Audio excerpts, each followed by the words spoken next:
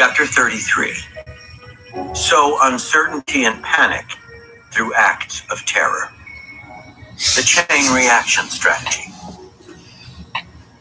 Terror is the ultimate way to paralyze a people's will to resist and destroy their ability to plan a strategic response. Such power is gained through sporadic acts of violence that create a constant feeling of threat, incubating a fear that spreads throughout the public sphere. The goal in a terror campaign is not battlefield victory, but causing maximum chaos and provoking the other side into desperate overreaction. Melting invisibly into the population, tailoring their actions for the mass media, the strategists of terror create the illusion that they are everywhere, and therefore that they are far more powerful than they really are. It is a war of nerves. The victims of terror not succumb to fear or even anger. To plot the most effective counter-strategy, they must stay balanced. In the face of a terror campaign, one's rationality is last line of defense. The anatomy of panic. In Isfahan, in present-day Iran, toward the end of the 11th century,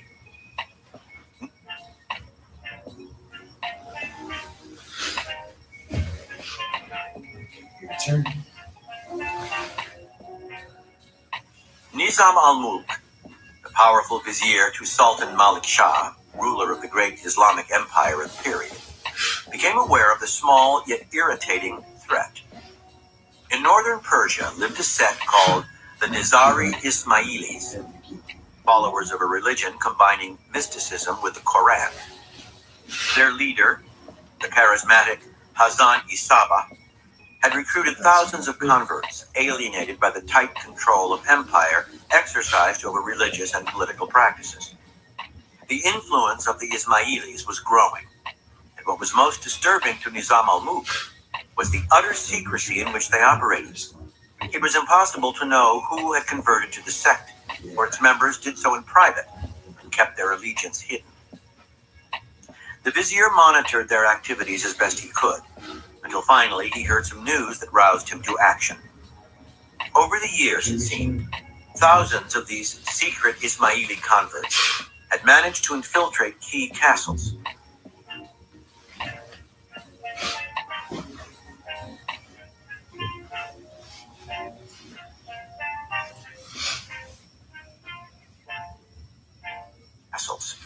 And now they had taken them over in the name of Hassani Sabah. This gave them control over part of northern Persia, a kind of independent state within the empire. Nizam al-Mulk was a benevolent administrator, but he knew the danger of allowing sects like the Ismailis to flourish. Better to snuff them out early on and face revolution. So, in 1092, the vizier convinced the sultan to send 2 armies to bring down the castles and destroy the Nizari Ismailis. The castles were strongly defended, and the countryside around them teemed with sympathizers.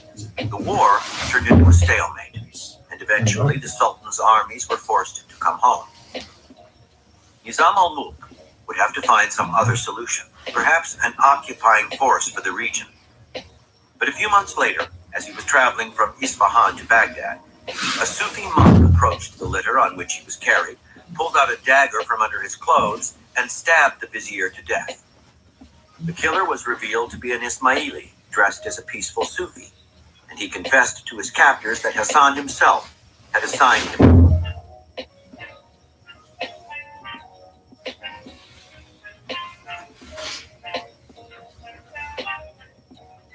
him to do the job.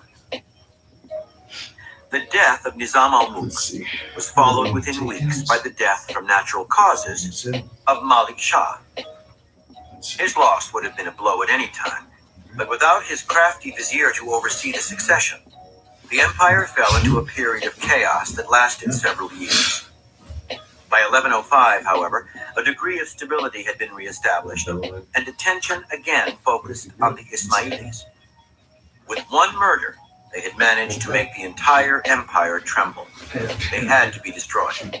A new and vigorous campaign was launched against the sect, and soon It was revealed that the assassination of Nizam al-Mulk was not a single act of revenge, as it had seemed at the time, but an Ismaili policy, a strange and frightening new way of waging war. Over the next few years, key members of the administration of the new Sultan, Mohammed Tapar, were assassinated in the same ritualistic fashion. A killer would emerge from a crowd. Step 3.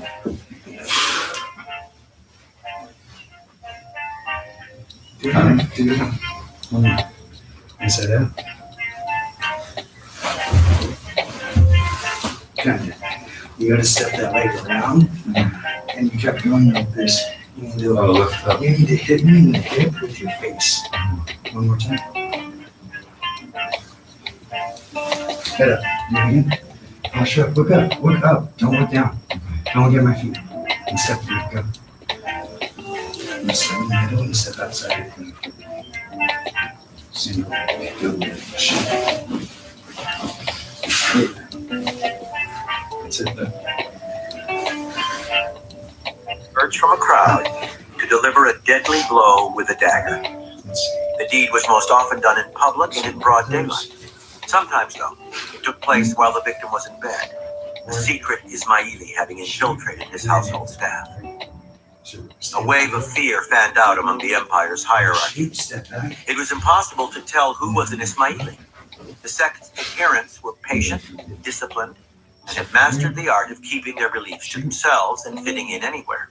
It did not help that when the assassins were captured and tortured, they would accuse various people within the Sultan's inner circle of being either paid spies for the Ismailis or secret converts. No one could know for certain if they were telling the truth, but suspicion was cast on everyone. Now, viziers, judges, and local officials had to travel surrounded by bodyguards. Many of them began to wear thick, uncomfortable shirts of mail. In certain cities, no one could move from house to house without a permit, which spread disaffection among the citizenry and made it.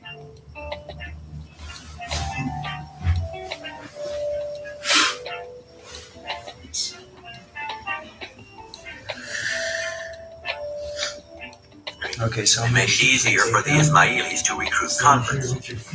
Many found it hard to sleep at night or to trust their closest friends. All kinds of wild rumors were spread by those who had grown delirious with paranoia. Bitter divisions sprang up within the hierarchy, as some argued for a hardline approach to Hassan, while others preached accommodation as the only answer. Meanwhile, as the empire struggled to somehow repress the Ismailis, the killings went on, but they were highly sporadic.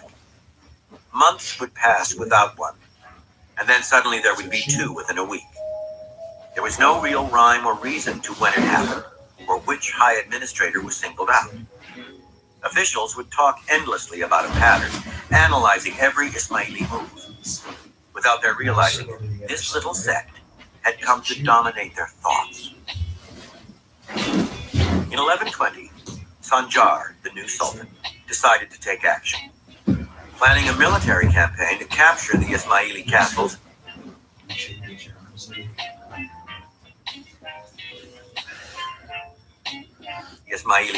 with overwhelming force, and turned the region around them into an armed camp. He took several precautions to prevent any attempt on his life, changing his sleeping arrangements and allowing only those he knew well to approach him. By making himself personally secure, he believed he could stay free of the panic around him. As preparations for the war got underway, Hassani Saba sent ambassador after ambassador to Sanjar, offering to negotiate an end to the killings. They were all turned away. The tables seemed to have turned. Now it was the Ismailis who were frightened.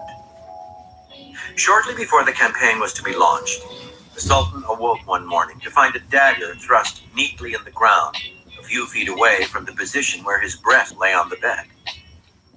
How did it get there? What did it mean? The more he thought about it, the more he began to literally tremble with fear.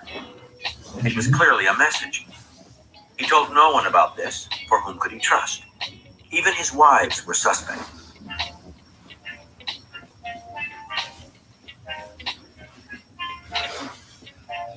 were suspect. By the end of the day, he was an emotional wreck. That evening, he received a message from Hassan himself. Relax. Did I not wish the Sultan well?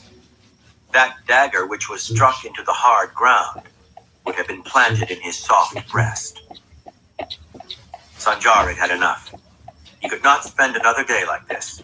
He was not willing to live in constant fear, his mind deranged by uncertainty and suspicion. It was better, he thought, to negotiate with his demon. He called off his campaign and made peace with Hassan. Over the years, as the Ismailis' political power grew and the sect expanded into Syria, its killers became almost mythic. The assassins had never tried to escape. Their killing done, they were caught, tortured, and executed to a man, but new ones kept on coming, and nothing seemed to deter them from completing their task. They seemed possessed, utterly devoted to their cause. Relax. Some called them Hashashin, from the Arabic word hashi.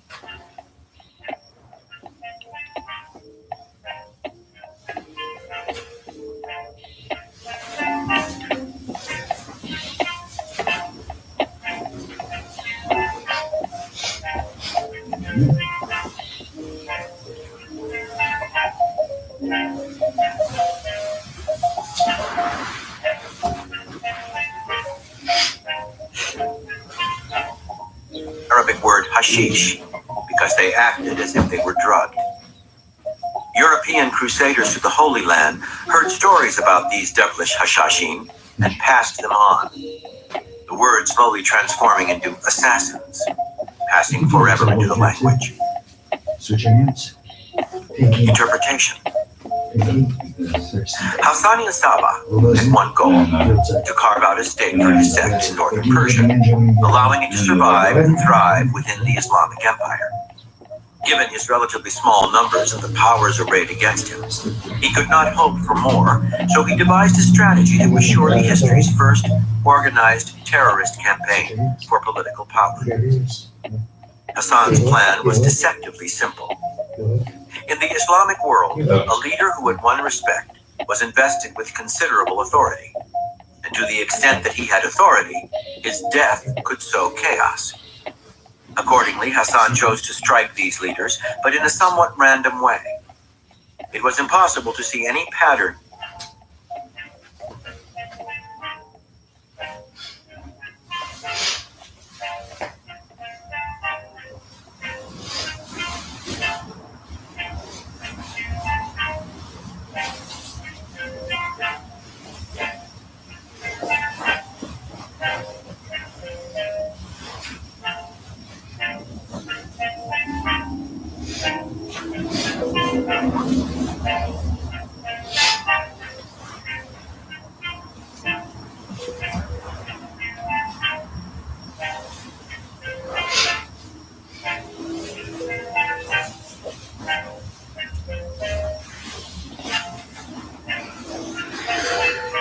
To see any pattern in his choices. The possibility of being the next victim was more disturbing than many could bear. In truth, except for the castles they held, the Ismailis were quite weak and vulnerable, but by patiently infiltrating his men deep into the heart of the Sultan's administration, Hassan was able to create the illusion they were everywhere.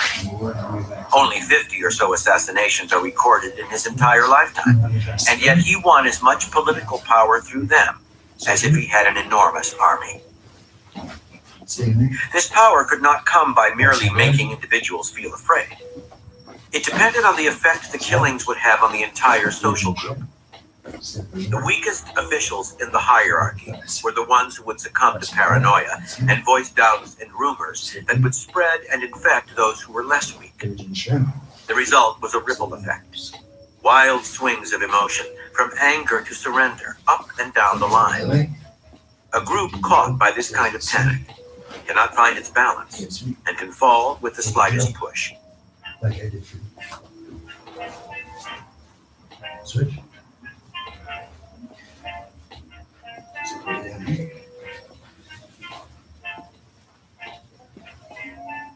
Lightest push. Even the strongest and most determined will be infected in the end, as Sultan Sanjar was. His attempts at security, and the harsh life to which he subjected himself as protection revealed that he was under the influence of his panic. One simple dagger in the ground was enough to push him over the edge. Understand, we are all extremely susceptible to the emotions of those around us. It is often hard for us to perceive how deeply we are affected by the moods that can pass through a group. This is what makes the use of terror so effective and so dangerous. With a few well-timed acts of violence, a handful of assassins can spark all kinds of corrosive thoughts and uncertainties. The weakest members of the target group will succumb to the greatest fear, spreading rumors and anxieties that slowly overcome the rest.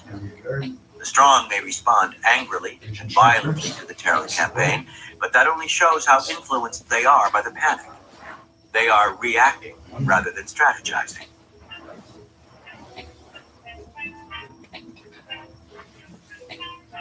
Strategizing, a sign of weakness, not strength. In normal circumstances, individuals who become frightened in some way can often regain their mental balance over time, especially when they are around others who are calm. But this is almost impossible within a panicked group.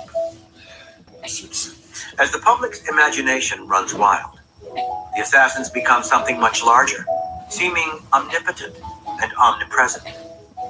As Hassan proved, a handful of terrorists can hold an entire empire hostage with a few well-calibrated blows against the group's psyche.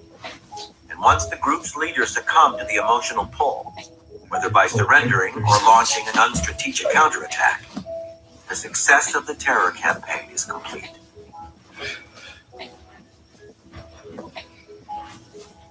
An Arab proverb. Victory is gained not by the number killed, but by the number frightened. Keys to work.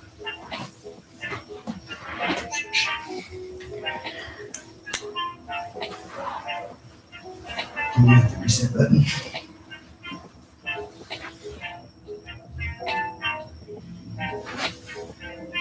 Keys to warfare.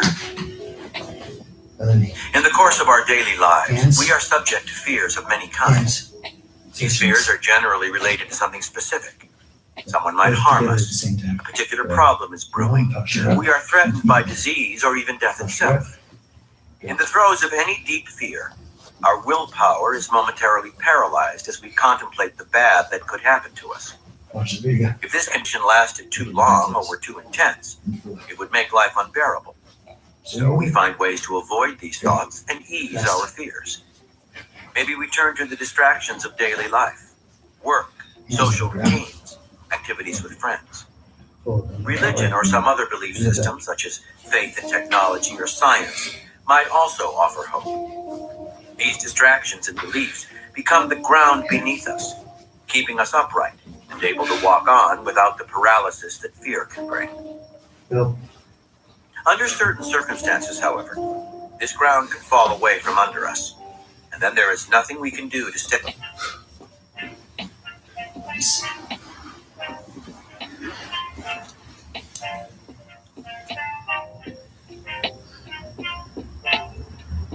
Nothing we can do to steady ourselves. Billy? Okay, we're gonna do. In the course of history, we can track a kind of madness that overcomes humans during certain disasters. A great earthquake, a ferocious plague, a violent civil war. What troubles us most in these situations is not any specific dreadful event that happened in the recent past. We have a tremendous capacity to overcome and adapt to anything horrible. It is the uncertain future, the fear that more terrible things are coming, and that we might soon suffer some unpredictable tragedy. That is what unnerves us. We cannot crowd out these thoughts with routines or religion. Fear becomes chronic and intense, our minds besieged by all kinds of irrational thoughts. The specific fears become more general. Among a group, panic will set in.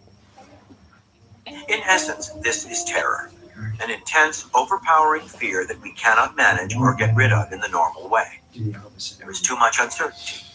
Too many bad things can happen to us.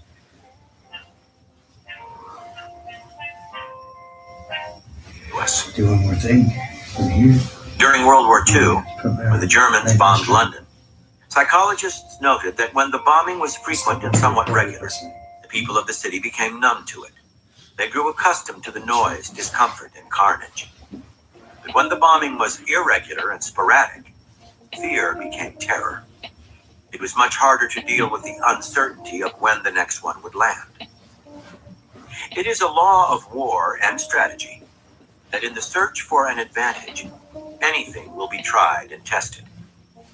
And so it is that groups and individuals, seeing the immense power that terror can have over humans, have found a way to use terror as a strategy. People are crafty, resourceful, and adaptable creatures. The way to paralyze their will and destroy their capacity to think straight is to consciously create uncertainty, confusion, and an unmanageable fear. Such strategic terror can take the form of exemplary acts of destruction. The masters of this art were the Mongols.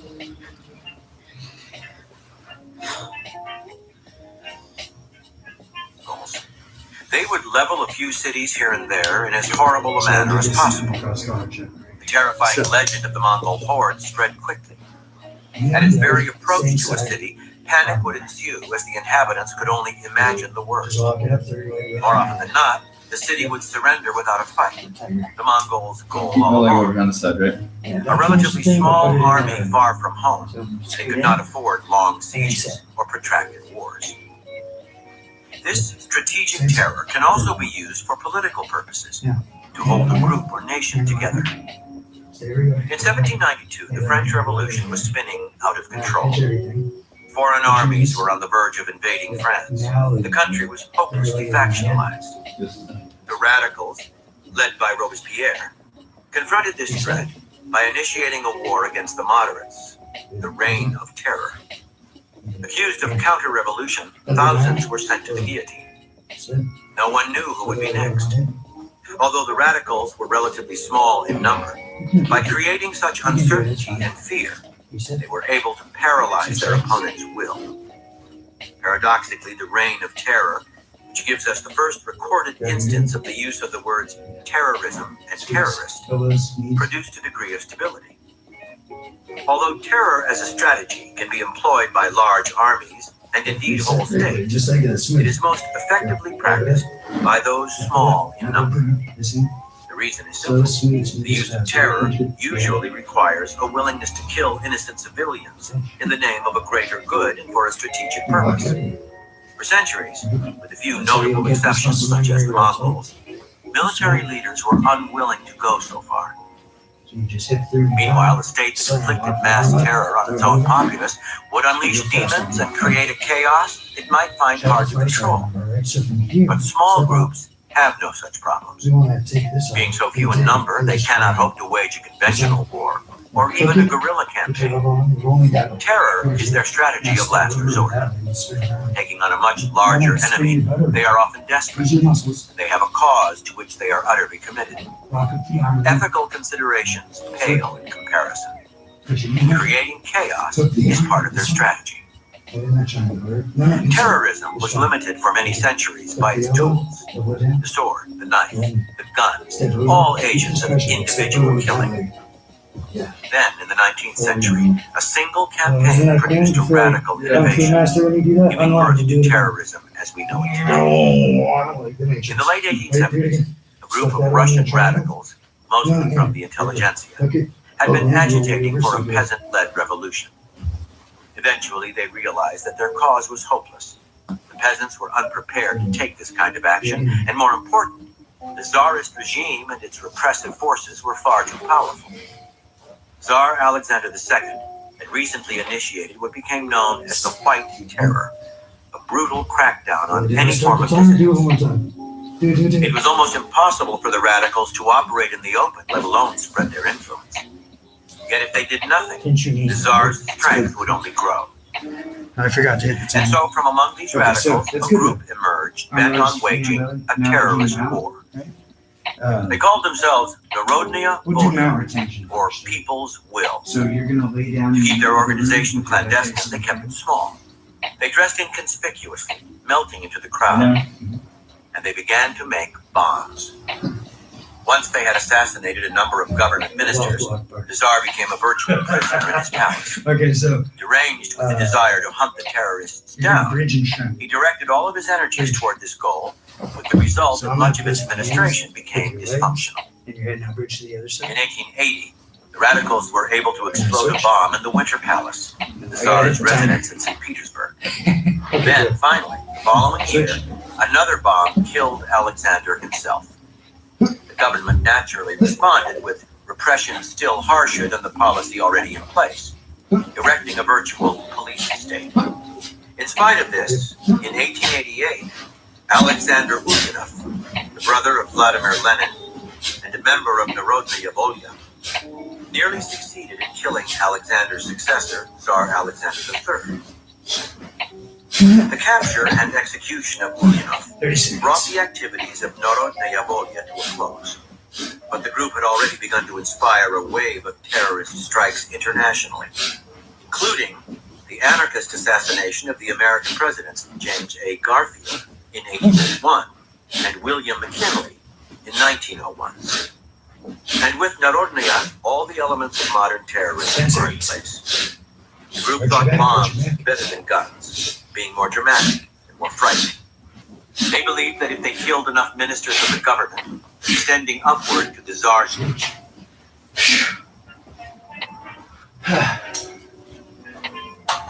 Okay, so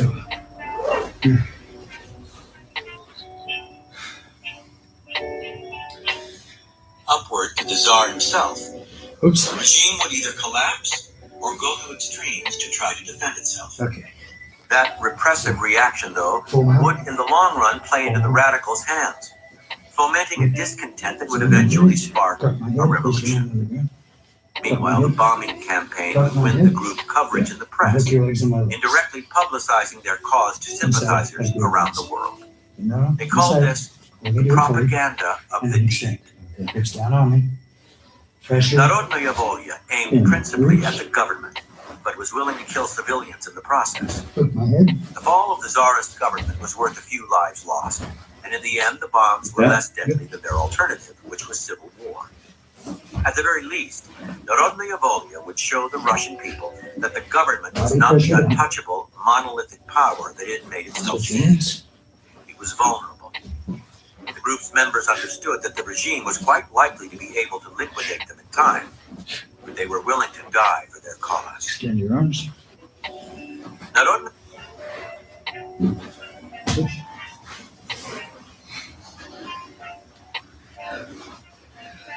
Let's see. Narodnaya Volya saw that it could use one relatively small event, a bomb blast, to set off a chain reaction. Fear in the administration would produce harsh repression, which would win the group publicity and sympathy, and heighten the government's unpopularity, which would lead to more radicalism, which would lead to more repression, and so on, until the whole cycle collapsed in turmoil. Narodnaya Volya was weak and small, yet simple but dramatic acts of violence could give it a disproportionate power to sow chaos and uncertainty, creating the appearance of strength among police and public. In fact, its smallness and inconspicuousness gave it a tremendous edge. At an enormous expense, a cumbersome force of thousands of police would have to search out a tiny clandestine band that had the advantages of mobility, surprise, and relative invisibility. Besides giving the terrorists the chance to present themselves as heroic underdogs, the asymmetry of forces made them almost impossible to fight. Relax. This asymmetry brings war to its ultimate extreme. The The smallest number of people waging war against an enormous power, leveraging their smallness and desperation into a potent weapon.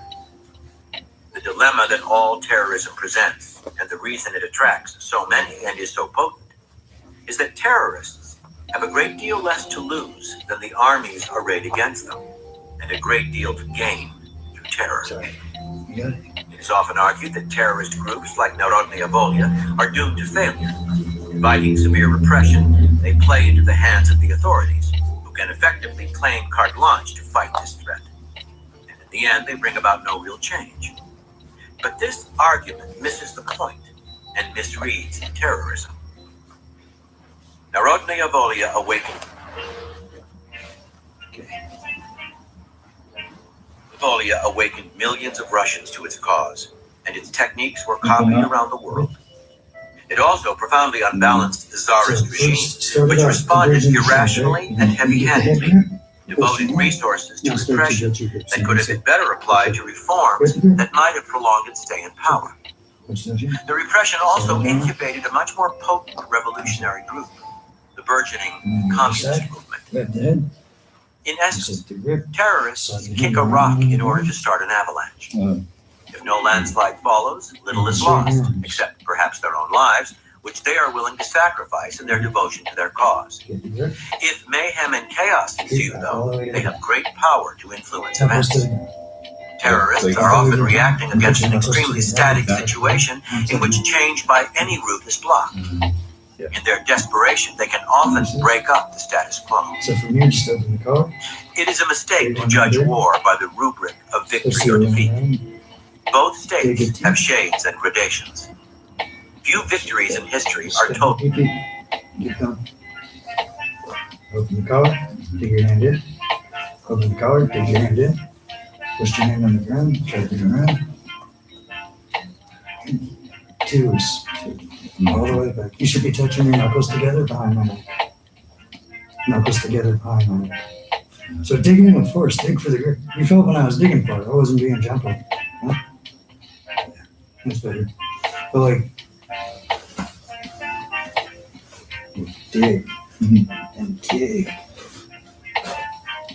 You see what I mean? Yeah. Dig. Put your fingers together behind your neck. It's not impossible. Just dig. Put the back of your knuckles together behind your neck. And make a fist about it, and then twist your arms up.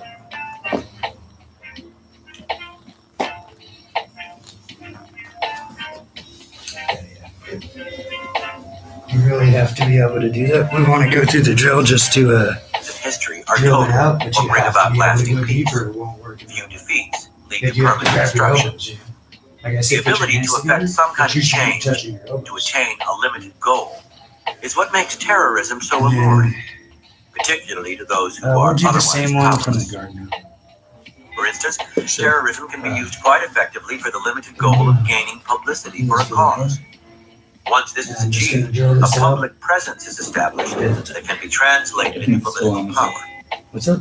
That's it. When Oh, yeah, tie it Palestinian up. terrorists hijacked an El Al plane in 1968, they captured the attention of the mass media all over the world.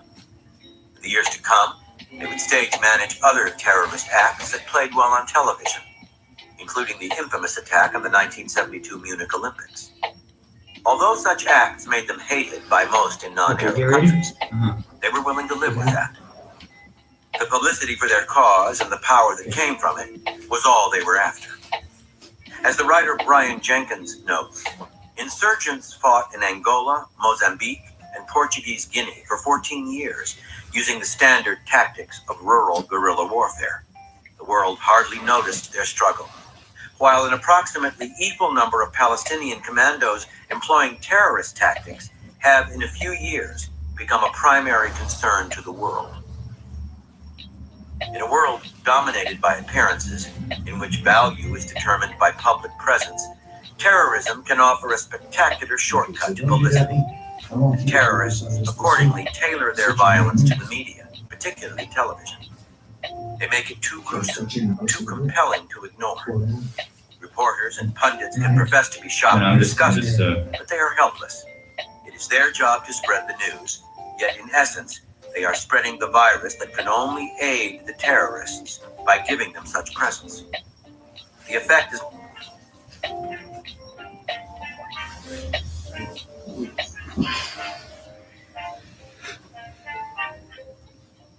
does not go unnoticed among the small and powerless, making the use of terrorism perversely appealing to a new generation. Yet for all its strength, terrorism also has limitations that have proved the death of many a violent campaign, and those opposing it must know and exploit this. The strategy's main Get weakness under my chin. is the terrorists' lack of ties to the public or to a real political Fry it base. up like a can opener. Often isolated, Good. living in hiding, they are prone to lose contact with reality, overestimating their own power and overplaying their hand. Repetition.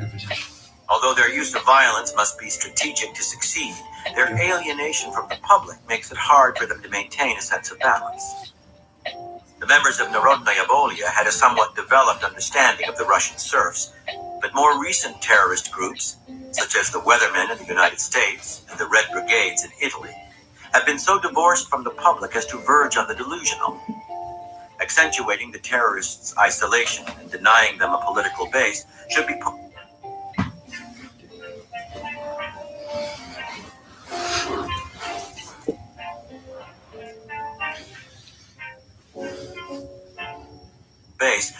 part of any effective counter-strategy against them. From the mountain from the right? So lay on your back. Terrorism is usually born out of feelings of weakness and despair, combined with the conviction that the cause one stands for, whether public or personal, is worth both the inflicting and the suffering of any kind of damage. A world in which the faces of power are often large and apparently invulnerable only makes the strategy more appealing.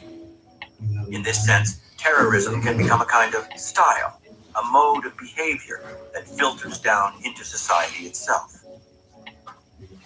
In the 1920s and 30s, the French psychoanalyst Jacques Lacan butted heads with the extremely conservative medical societies that dominated almost all aspects of psychoanalytic practice.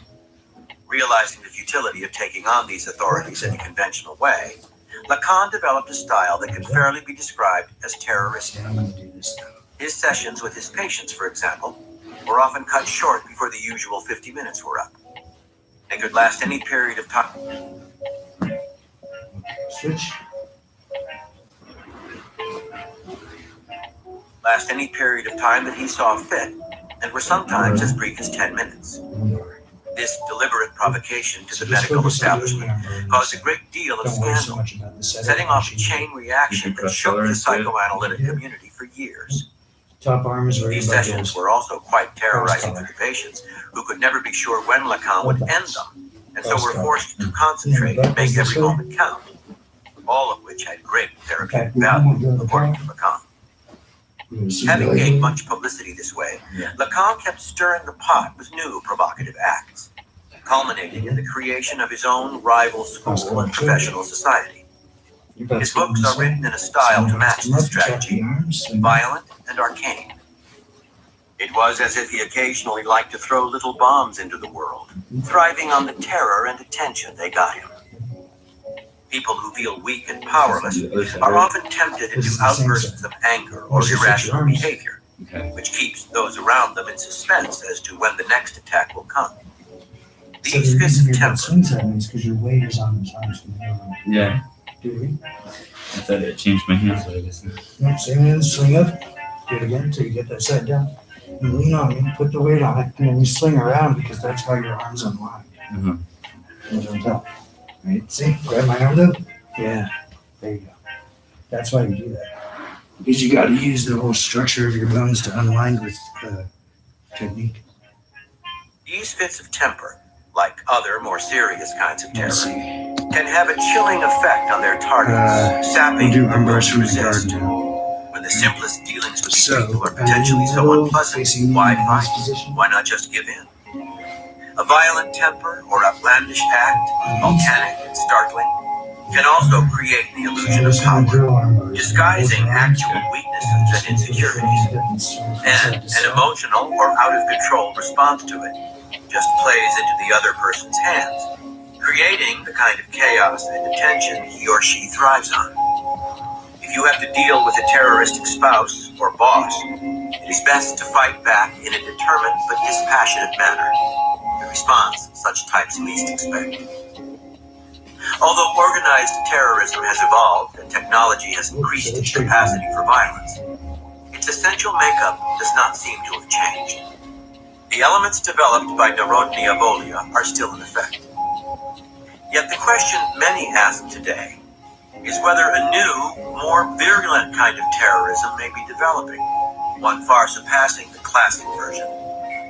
The terrorists could get hold of more potent armaments, for example, nuclear or biological weapons, say, and had the stomach to use them. Their kind of war.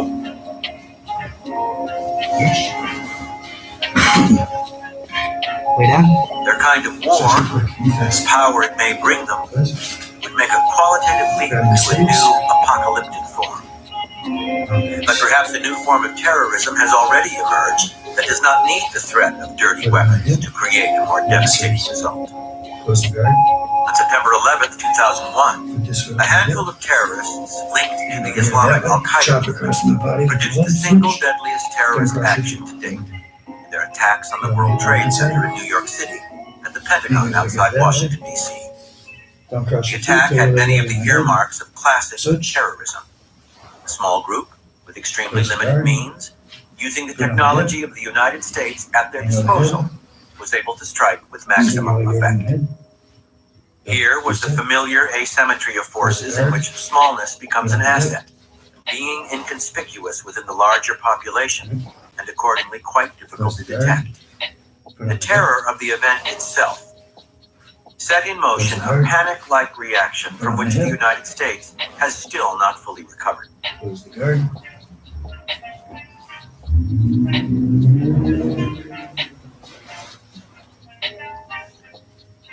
Still not fully recovered. Okay. The Next, we'll do drama and triangles in the symbolism guard of the and Twin triangles Towers in and out. themselves, not to mention the So, Pentagon, created a grotesquely compelling we're just spectacle going to do triangles that from the gave the guard. terrorists So, maximum stand up. exposure while incisively demonstrating the vulnerability of the United States, often described in recent years as the world's only remaining superpower. There were those around the world who had never imagined that America could be so quickly and seriously harmed, but were delighted to find they were wrong. Many deny that 9/11 was a new form of terrorism. It simply distinguished itself, they say, by the number of its victims.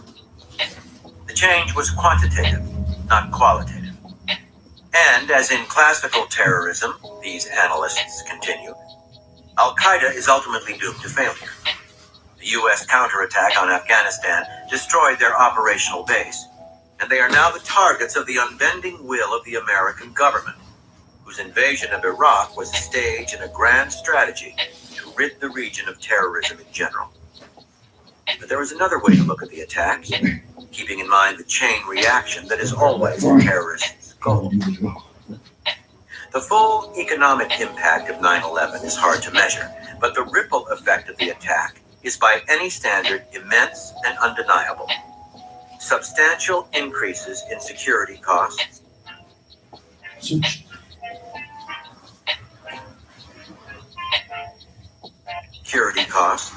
including the funding of new government programs for that purpose, enormous military expenditures on the invasions of two separate nations, a depressive effect on the stock market, always particularly susceptible to the psychology of panic, and a consequent injury to consumer confidence, hits on specific industries such as travel and tourism, and the reverberating effect of all these on the global economy. The attack also had tremendous political effects. In fact, the American elections of 2002 and 2004 were arguably determined by it. And as the chain reaction has continued to play out, a growing rift has emerged between the United States and its European allies. Terrorism often implicitly aims to create such splits and alliances, and in public opinion as well, where hawks and doves line up. September 11th has also had a definite and obvious impact on the American way of life, leading directly to a curtailment of the civil liberties that are the distinguishing mark of... Come on, wake up. Push and pull the wrists. Shoot a triangle. Same side. Grab the shins with your hands. Grab my arm, put it in. Close the triangle. Face it. Do it again. Wake up. Go faster. No. Do it right. Close the guard. Grab the wrist. Hey, look at me. Wake up. Push and pull the wrist. They're on a triangle, like we're rolling. Grab the wrist, grab your shin. Like I would escape, grab the shin. Do it right. Push the arm. Close it. Come on, wake up. Do it again. You know the triangle. Grab the wrist. Both wrists, push and pull. Don't put the foot on the hip there. So just from here, close the guard, push this hand, shoot the triangle. Close it, grab your shin. Grab my arm. Push it that way. Now put the foot on the hip. Now angle and close the triangle. Angle more. Fix it up. There you go. That's better.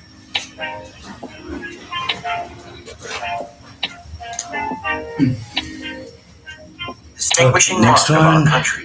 is omoplata. Finally, though this is impossible to measure, So we'll do it has had an omoplata from impressive the and chilling effect on the culture at large. Perhaps the strategists of Al-Qaeda neither intended all this nor even imagined it. We will never know. But terrorism is by its nature a throw of the dice, and the terrorist always hopes for the maximum effect. Creating as much chaos, uncertainty, and panic as possible is the whole idea. In this sense, the 9/11 attack must be considered a success to such an extent that it does indeed represent a qualitative leap in terrorism's virulence. It may not have been as physically destructive as the explosion of a nuclear or biological weapon could be, but over time, its reverberating power has far surpassed that of any terror attack before it. And this power comes from the altered nature of the world. Given the deep interconnections of the new global scene, whether commercial, political, or cultural, a powerful attack at a single point can have a chain reactive effect that terrorists of earlier years could never have imagined. A system of interconnected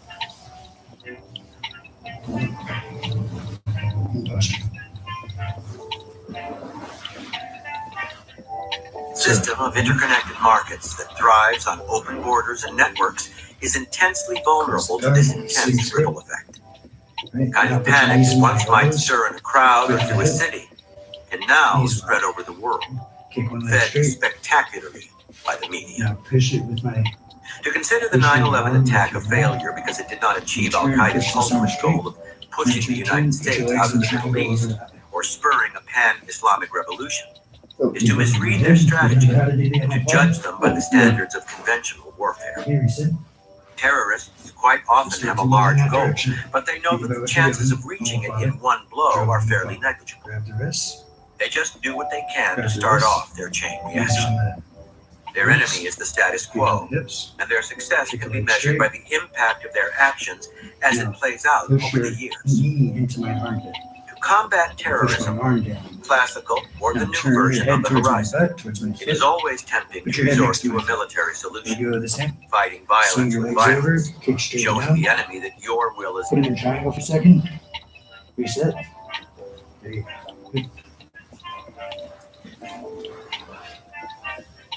Now let's see. That's about it. That your will is not broken, and that any future attacks on their part will come with a heavy price.